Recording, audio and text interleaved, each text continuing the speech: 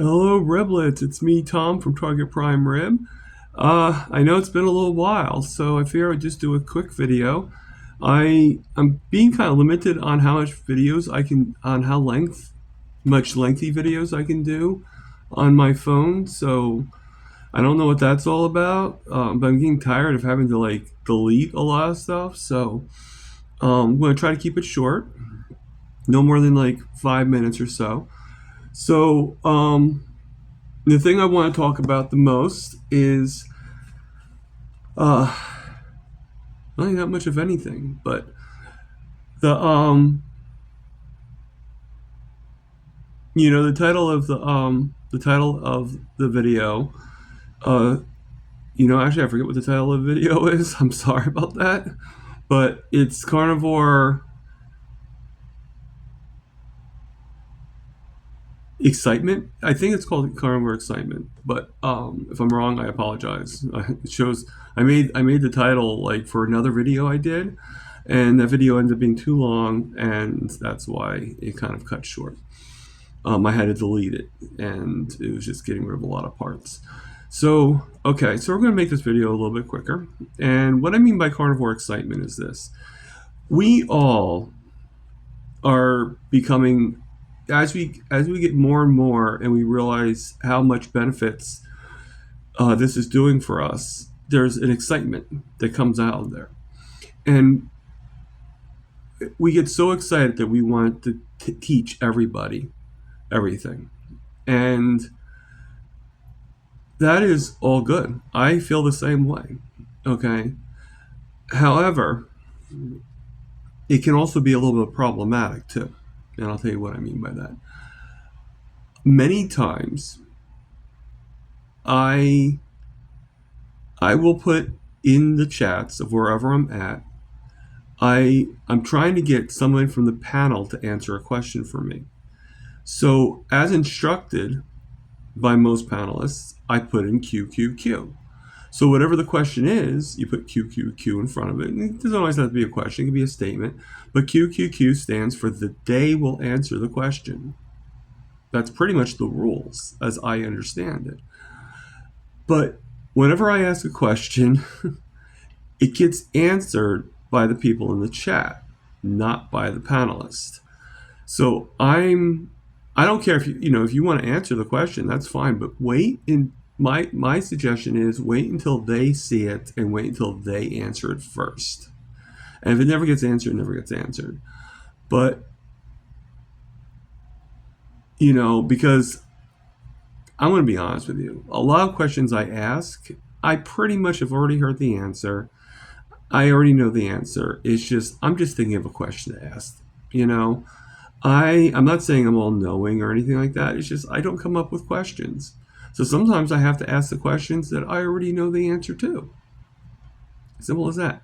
And when it comes to diabetes, I've learned a lot through the years. Keep in mind, I've been diabetic for over 20 years.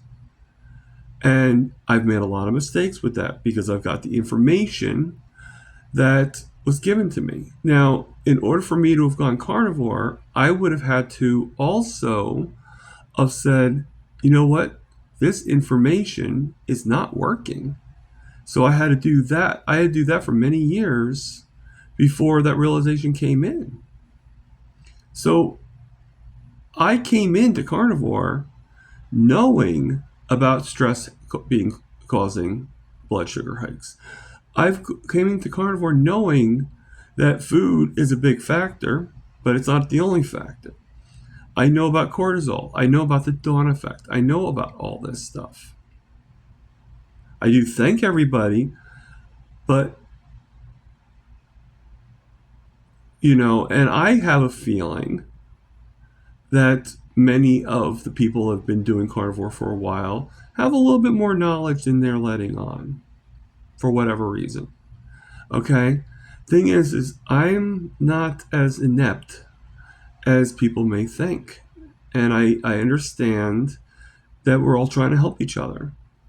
But keep in mind that, and I'm not being mad, I'm not being nasty, at least I'm not trying to be, or anything like that. But keep in mind that when somebody says QQQ in a chat with a host that just said that no one's asking him any questions, it's probably for that person, you know? So, and even like today, Mitch, and again, I'm very grateful for the answers I got. I'm very grateful that you cared enough to say anything. But even Mitch had said, I figured you knew that answer. And, in a couple, so don't assume that I don't know the answer. Don't assume that, just like I'm not going to assume that you don't know the answers. All right. We're all here to help each other. But the thing is if I ask a question, it's not always for the chat guidance. If there's a QQQ, that means it's for the Mitch guidance or whatever show I'm on. If there is not a QQQ, then that's open rain. Okay? Again, I hope this doesn't make me sound too cavalier. I hope this doesn't make me sound too nasty. I'm not meaning to be. I do appreciate the feedback and everything like that. But just remember, it's not my thunder that you are going over. It's the other person's, the hosts, because it's to give them something to answer, to do. And sometimes it's true. I do need an answer. But the one thing I've learned is the chance of anybody answering my questions is so slim to none, it's not even funny. So that's why most of the time when I do, I don't, because people are either going to answer if they have a question, someone else answers it. And the chance of me getting it answered by somebody on the panel is slim to none. So I make jokes sometimes, a lot of times, because I'm still figuring somebody's going to answer, Again, I'm very grateful for that, but you are not my intended audience. And I hate to say that, but you got to realize that there's a panel of people or one person, host or whatever it is, in the chats. And it's their show, not my show, not, we're just in the chats. We're just conversating to each other. But if it's a question if it's a QQQ, it's for them to answer. Let them answer it first. And if they don't have the answer, or if they never answer it, then fine. Like if they haven't answered it and it's like the question's disappeared in the chat forum, then fine. Answer the question, or don't answer the question. Wait until they answer first, and then do your answer, do your opinion, do your thoughts, and then go from there. Because if it sort of looks like, I'm not gonna lie, it sort of feels like everybody thinks that I don't know what I'm doing and what I'm talking about, and to many people I don't. I'm not that, but I'm a lot more knowledgeable than people are giving me credit for. And that's the one thing that sort of deters me from Carnivore, because I'm doing this to learn, and I'm learning. And it's sort of like being it's sort of like being that apprentice that keeps on learning stuff, and he's never trusted to be like, okay, you're not as knowledgeable as we all think. Well, that's me. I have some knowledge, and I know some things. Don't know everything, but people have got to stop thinking that I know nothing. Okay? Because that's just not true. Just like I don't think any of you know nothing. I think you all know a lot more. I think people know a lot more than they think they do. They may not realize it, but I think they're a lot more knowledgeable than they think. The fact that you went carnivore or even tested carnivore shows that you have some knowledge. There's something in you that realized, hey, This is working a lot better for me. Okay? So don't sell yourself short. You know a lot more than you may think you know. But don't sell the other guy short either. Okay? Don't assume that your knowledge outweighs his knowledge. Don't assume that, unless it's like me to Dr. Barry, obviously he knows a lot more, or Dr. Nelson or obviously they know a lot more than I do because they're what? Doctors. They went to school to learn all this stuff. They learned all this stuff, okay? And their knowledge expanded when they realized about the benefits. There are a lot of people out there that know more. There are people that have been carnivore for over like 5, 6 years. One guy 40 years. Okay? They know a lot more.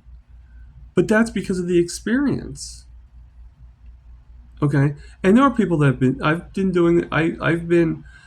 I've been on and off carnivore for quite a while, like I've said, okay? For I'd say almost 3 years. I've been on and off carnivore for almost 3 years. And when I say on and off, okay, this is what I mean by on and off, all right? I mean where I was strict carnivore for like 3 weeks, and then most of the time it was like maybe for like a moment. I would go off it because I felt depressed, because I felt bad, or because of the holidays or because of this. And I go off it. And then as time went on, I went back on it very, very quickly. Now, to be strict carnivore, and I don't count my Easter because I still consider myself strict carnivore even with the Easter that just happened. I went right back on it again, blah, blah, blah, blah. However, I lasted for over 3 months. I'm now in my 4th month, going on my 5th. Okay, so if you want to count that day as falling off the wagon, fine. 3 months, over 3 months, I was strict carnivore. I did not cheat. Okay, did not. At least I don't feel I did. I did not cheat in one iota. However,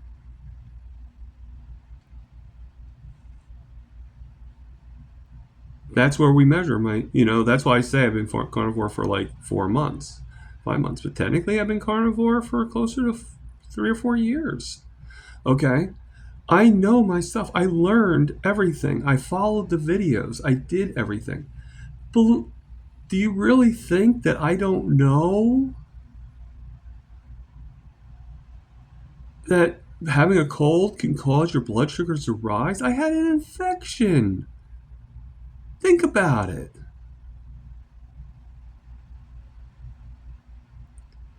Again, I don't mean to sound bitter. I don't mean to sound.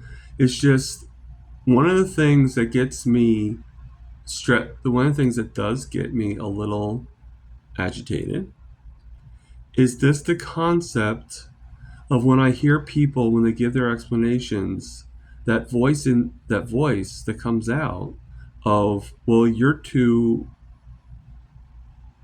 ignorant. You don't know what you're talking about. Okay, I've heard that from people that are not carnivore. I hear that from people that are not carnivore. Carnivores are all supposed to be supportive to each other. How supportive do you think you are if you kind of think that way about someone else? Just think about that for a second. Okay? So I still love everybody. I still love my riblets. I still love everybody, I still value everybody that's a part of this community, that's part of and that's one of the reasons why I say what I do, because what I'm saying is because when that happens, I feel devalued. I know you don't mean to, but I feel that you know that you're in such a rush to answer the question that you think you're helping, but you're not.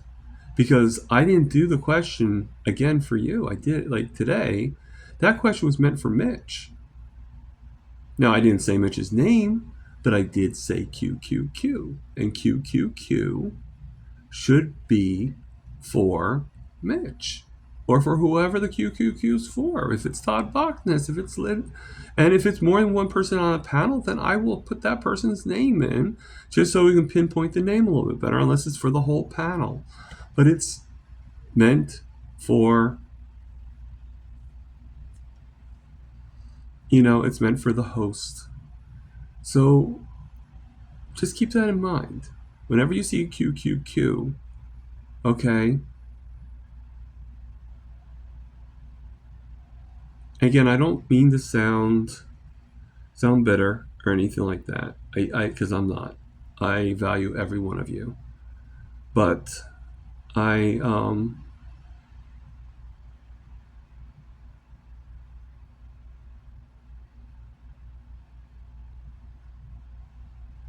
well, anyway, I hope this doesn't deter you from watching me. I hope that you guys still see my live coming this May, on May 11th. Okay. Hopefully everybody does see it this time. Okay. If I, I mean, I'm very grateful for the people that actually did show up and saw and talked, but it's not really the concept of the live. I was hoping that it would grow, not shrink, and it kind of shrunk from the last time. So I'm hoping everybody realizes now, if Sundays at 12 don't work, then tell me what day would work. I have to go by what would work for me too, obviously. But if I just figured Sundays was a day that most people would be off of work. It's before a lot of things that I'm doing. But if we have to do a little bit of a different time frame, if Sundays aren't that great, if it's better to do like Wednesdays or something like that, just let me know. Okay, but for right now, Sundays seem to be the most sensible for me. So let's continue with that. Okay. And see how many people in the chat say, hey, no, this would be a better day, blah, blah, blah, blah. Let me know. Okay. And if enough people vote for the same around time, then and we'll go from there. Okay. I am also doing another interview with John Laspina, carnivore teacher. Actually, I'm doing the interview this Sunday as well. So you probably won't see me in the chats when Mitch does his live, because I'm going to be doing my interview at that same time. If he's still doing and the interview's over, then I will pop in and say hello. Please, people, don't take any offense. It's just something I have to. That's why the videos are here, for me to say the things that are on my mind and everything. And at one time, I could not say anything because I'd be too scared to speak up for myself and say. So again, I have nothing against anybody. It's not about one certain person. It's just about generalization. I've noticed this for quite a while. Okay. That being said, to my fellow riblets, this is Target Prime Rib, over and out.